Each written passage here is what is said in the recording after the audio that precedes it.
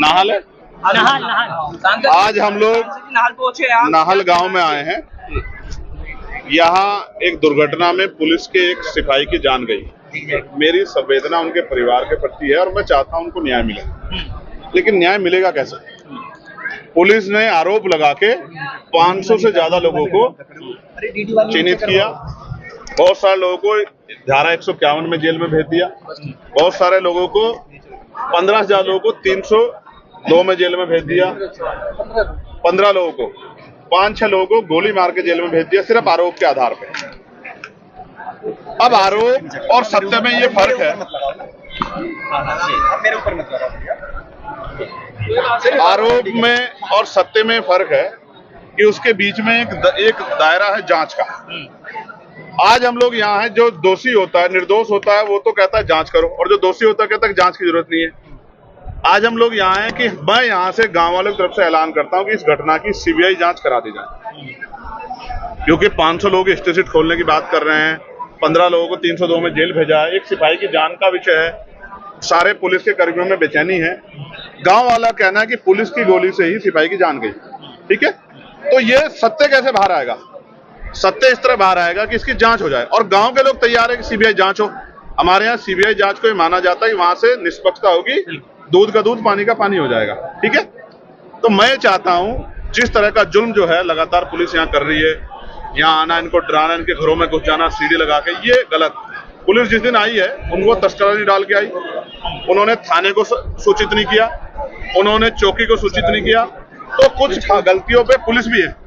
इसलिए पुलिस को और गांव के बीच का जो टकराव, इसको रोकने के लिए इसकी जांच जरूरी है। मैं यहाँ के कमिश्नर साहब से बात करूंगा और मैं उनसे कहूंगा कि वो इसकी सीबीसीआईडी जांच करा दे या सीबीआई जांच करा दे। गांव के लोग इस जांच के लिए तैयार हैं, जिससे कि निष्पक्ष कार्रवाई हो जाए और जो दोषी उस पर कार्रवाई हो। पुलिस के सिपाही को भी न्याय मिलना जरूरी है, हम उनके साथ खड़े हैं, और हम गाँव वालों के भी, निर्दोष लोगों के साथ भी खड़े। हम दोषी के समर्थन में नहीं है। जिसको पकड़ने आए थे, जो दोषी है, उसको उठाए, कोर्ट से सजा दिलाए, फांसी चढ़ा दें, लेकिन अगर इसके आड़ में निर्दोषों पर अन्याय होगा तो ये सही है। सर, अहमदाबाद को डीवीआर यहाँ से पुलिस ले गई है रात में सीटी लगा के घरों से। ये अच्छा नहीं, ये गलत है। इससे जो है एक भय की स्थिति पैदा हो रही है। अगर सत्यता है तो डीवीआर ले जा क्यों रहे? पुलिस तो लगातार बयान जारी करती है ना, वीडियो भी जारी करती है कि देखो भाई इस घटना में हम पे आरोप लग रहा है, सच्ची है। तो वो अगर गोली चली है और गोली लगी है और आम आदमी द्वारा लगे तो वीडियो को भी जारी कर दे, ये एविडेंस के तौर पे रख ले।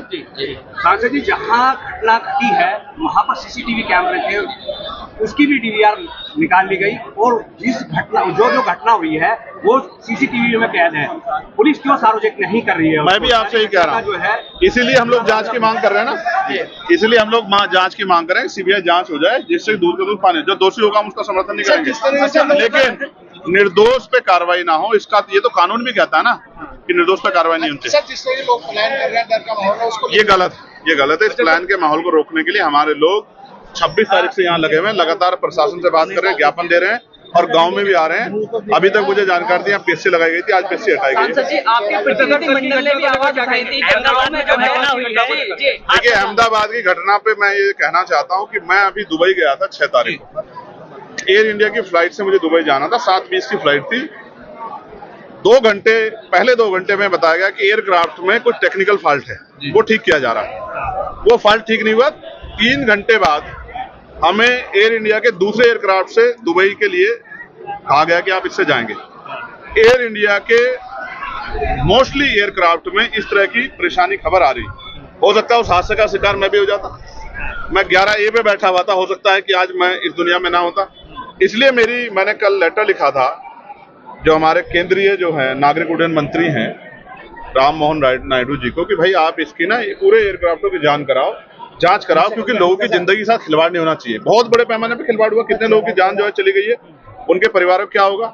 तो मैं तो उन परिवारों के प्रति संवेदना प्रकट करता हूं, लेकिन इससे जो है एक भय का माहौल भी हुआ है लोगों में, और एयर इंडिया के खिलाफ एक जो है आक्रोश का माहौल भी बन रहा है। इसलिए मैं चाहता हूं कि जितने भी एयरक्राफ्ट सबकी जांच कराई जाए, क्योंकि उसमें सफर जो लोग करते हैं उनकी जान की वैल्यू है।